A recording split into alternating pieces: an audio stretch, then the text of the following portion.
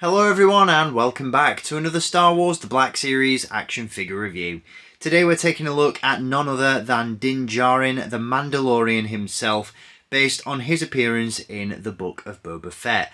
This figure is taken from his confrontation with the Armourer and Paz Vizsla on the Glavis Ringworld, and it is without a shadow of a doubt the absolute best version of Mando we've had in the Black Series 6-inch line so far. Everything about this figure ticks all the boxes. Accessories, articulation, soft goods, proportions, sculpted detail, it's all here with this figure and I cannot recommend it enough.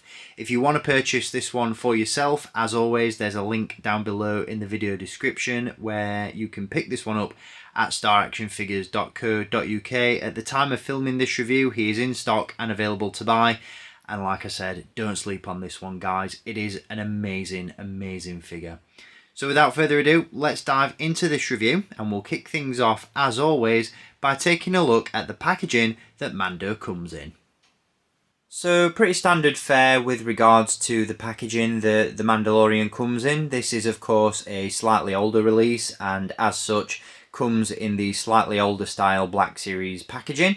We do of course have the colour band around the edge of the box indicating that this figure is from the Book of Boba Fett, and then down the angled spine of the box we have an image of Din Djarin himself brandishing the Darksaber, looking very, very cool indeed.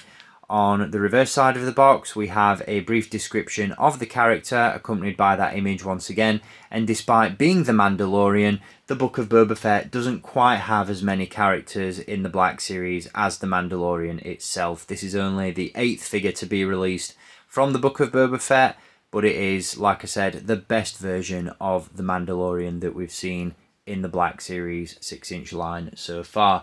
So with packaging aside, let's dive into this review and take a look at this epic figure. So right off the bat, I just have to congratulate Hasbro really on a job well done with this version of The Mandalorian. It is without a doubt, as I mentioned, the best version of Din Djarin that we've had in the Black Series 6-inch line so far. The last version of Mando wasn't a bad figure by any stretch, but it was certainly in need of an upgrade, especially the helmet, which wasn't exactly accurate when it was first released, whereas this one is a perfect representation of the character we see on screen. I've said it in previous reviews, I love it when my Black Series figures look not like figures, but like dudes in suits, and this particular figure looks like Pedro Pascal walked right off the set of The Mandalorian and into my collection. It's just that good. Its proportions are fantastic, like I said, the accessories are amazing, and the articulation is really, really good as well, and all in all, it is a perfect example of a phenomenal Black Series figure.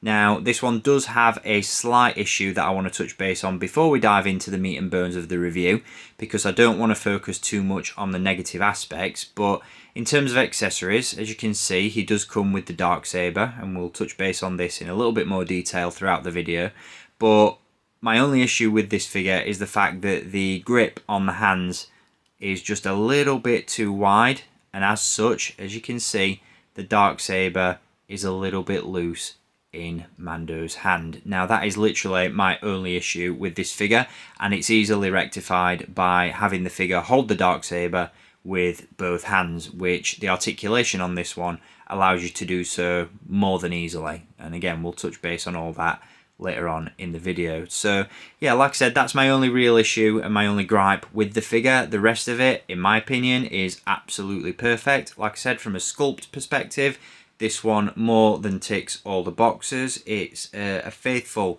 representation of how Din appears, not just in The Mandalorian, but of course the Book of Boba Fett as well.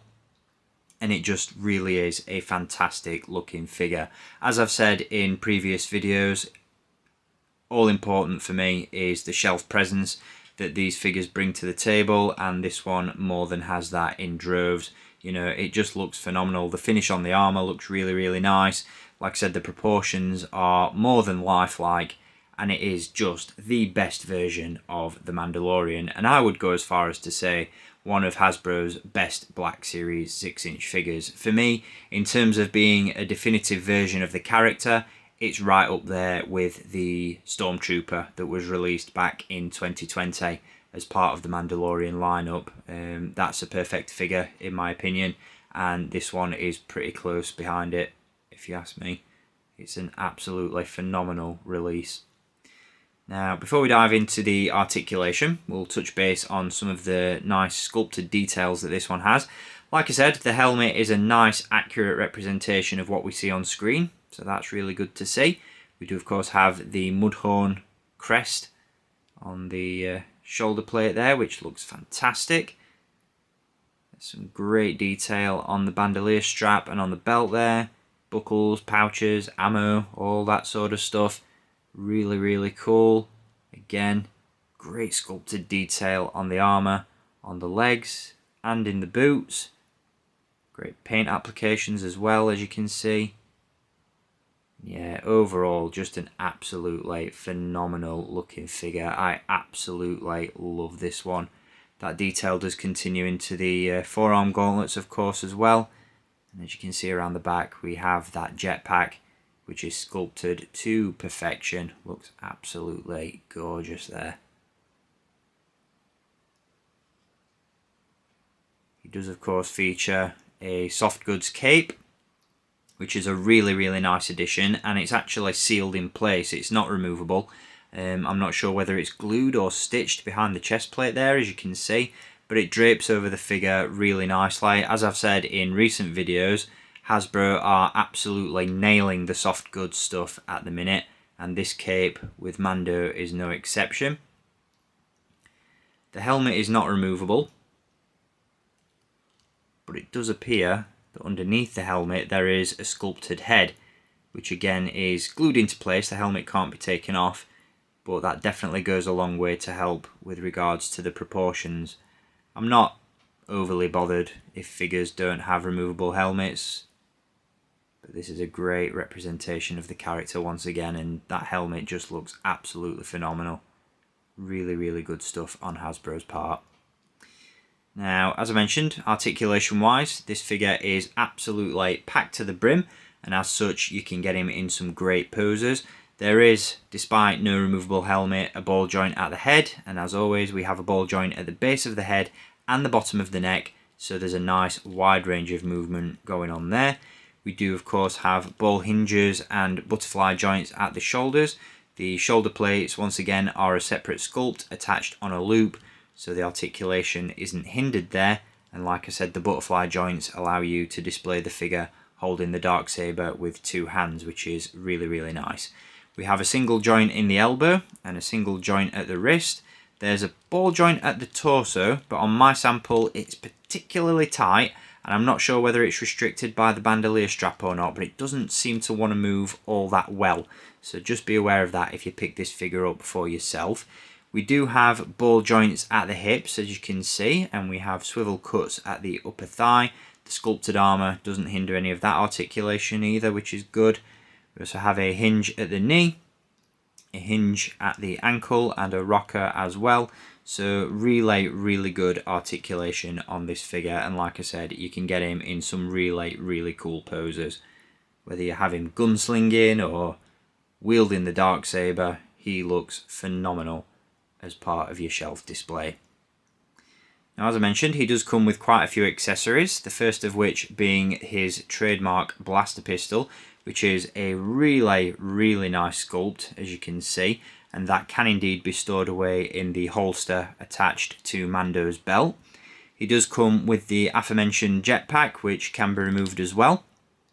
And on the back of the figure, you've not only got the 3 peg holes for the jetpack itself, but you also have an additional slot there for the pulse rifle. If you want to take that from one of your older Mando figures, you can still display it on this one, which is a really nice touch.